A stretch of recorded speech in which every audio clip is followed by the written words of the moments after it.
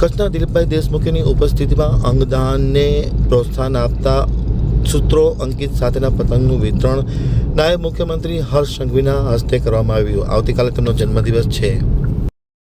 હવે છે ગાંધીનગર આમતક ન્યૂઝ બ્યુરોમાંથી છે કે પટેલનો એક વિસ્તૃત અહેવાલ. અંગદાન જનજાગૃતિ માટેની એક નવી પહેલ કરવામાં આવી હતી. વિદ્યાર્થીઓને અંગદાન માટે પતંગ વિતરણ કરવામાં આવ્યું. નાયબ મુખ્યમંત્રી હર્ષ સંઘવીના જન્મદિવસની પૂર્વ દિવસે વિદ્યાર્થીઓને આ વિતરણ કરવામાં આવ્યું હતું. અંગદાન માટે કામ કરતા દિલીપભાઈ દેશમુખે કચ્છના ખાસ આ પ્રસંગે હાજર રહ્યા હતા.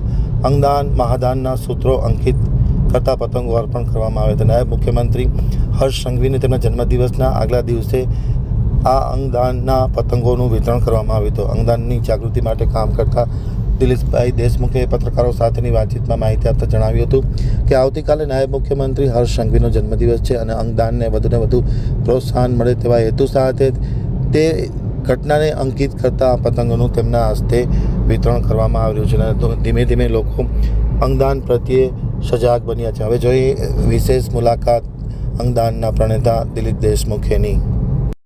આવતીકાલે આપણા માનનીય ઉપમુખ્યમંત્રી શ્રી હર્ષભાઈ સંઘવીનો જન્મદિવસ છે. હું છેલ્લા 6 વર્ષથી સતત અંગદાન જાગૃતિનું કામ કરી રહ્યો છું અને દરેક પ્રસંગે અંગદાનનો મેસેજ મળી જાય એટલે એમના જન્મદિવસ નિમિત્તે આજે એમના હસ્તે નર્સિંગના સ્ટુડન્ટ્સને સરસ પતંગ વિતરણ કરીને અમે આ અંગદાન મહાદાનનો મેસેજ સમાજમાં જાય. આજે પણ આપણે ત્યાં અનેક લોકો અંગોની પ્રતીક્ષામાં મોતને ભેટે છે. અનેક લોકો મોતનો ઇંતજાર કરે છે. આપણા જ દેશ બાંધવોનો મોતનો ઇંતજાર સમાપ્ત થાય એટલા માટે અંગદાનનું આપણે કામ કરી રહ્યા છે.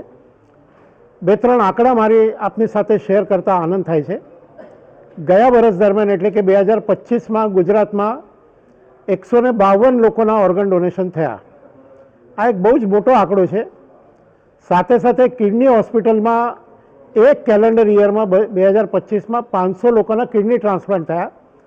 80 ઉપર લોકોનું લીવર ટ્રાન્સપ્લાન્ટ થયું. આ 500 લોકોના જે કિડની ટ્રાન્સપ્લાન્ટ થયા એમાં 31% કેડેવર ડોનેશનમાંથી અને 69% એ લિવિંગ ડોનેશનમાંથી થયા. એક કેલેન્ડર વર્ષમાં 500 ટ્રાન્સપ્લાન્ટ એક બહુ મોટી વાત છે. એટલે ધીરે ધીરે આપણા સમાજમાં અંગદાન પ્રત્યે જાગૃતિ વધી રહી છે, પણ અંગો આપણા વ્યવસ્થિત રહે એના માટેની જાગૃતિ વધારે લાવવાની જરૂર છે. એટલે લોકો સ્વસ્થ જીવન પદ્ધતિ અપનાવે તો અંગો સારા રહે અને કોઈને અંગદાન માટેની જરૂર ના પડે.